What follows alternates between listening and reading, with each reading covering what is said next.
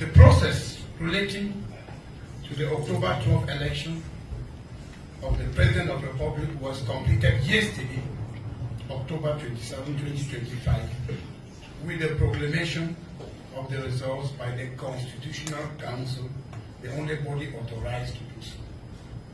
As we all know, the President of the Republic, His Excellency President Paul Biya, candidate of the Cameroon People's Democratic Movement, CPDM, was declared winner of this election with 53.66% of valid votes cast. According to reports from national and international independent observers, the election was generally fair and peaceful throughout the national territory.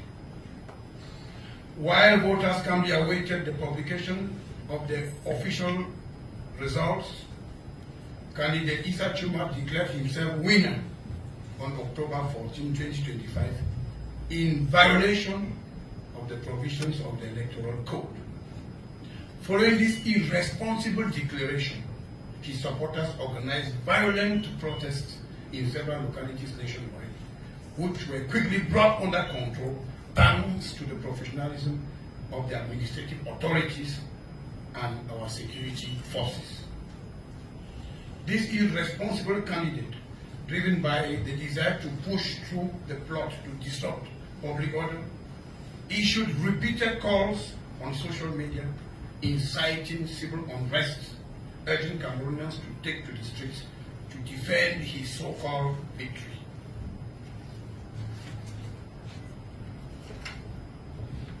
In response to these appeals for rebellion, small groups of young people, often under the influence of drugs, wreaked havoc in several towns across the country, both on the eve and on the day of the official proclamation of the presidential election results by the Constitutional Council. Many public buildings, shops, and private property were set ablaze, damaged, or looted. Many buildings and vehicles were set ablaze nationwide. The divisional offices of Banja, Opankam, Ngong, Figil, and Chepwa, Benue, the public prosecutor's office in Gidere, the court building in Chang, the Manju Court Council, the Gendarmerie Brigade in Ngong, Elekam offices in Ngong, Banja, Manju, and Figil, the residences of the mayors of Garwa, Manju, and Figil, and vehicles belonging to various police and gendarmerie units, just to name a few. In Douala, public and private property were looted and vandalized in some neighborhoods of the city.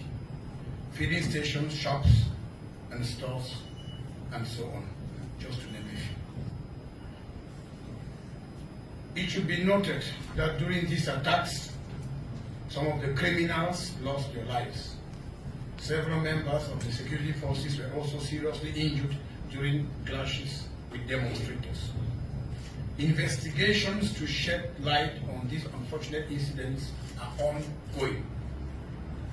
I would like to extend my deepest sympathy to the bereaved families and express my deep sorrow for the loss of lives. I strongly condemn these premeditated acts of rebellion which seriously undermine public order, security, and stability of our country.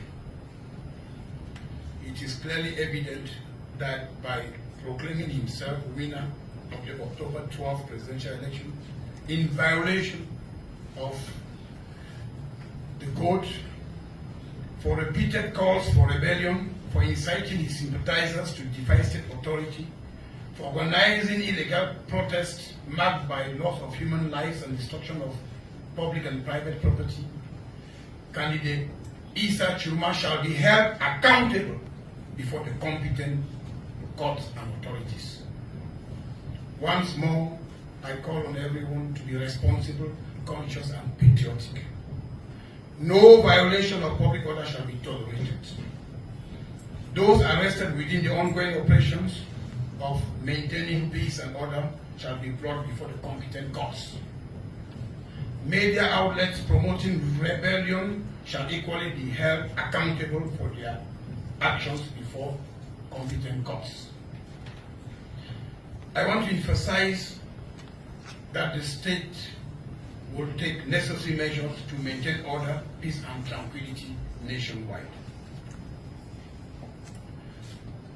I would also like to warn anyone, no matter wherever they find themselves, who through the subversive and irresponsible messages, audio and video have endorsed and continue to endorse the misconduct of candidate Issa Chiroma, bad loser, that they will also face the heavy arm of the law. Despite the current attempts to disrupt public order in certain localities, the security situation is under control nationwide. Once more, I'm calling on Cameroonians to go about their activities normally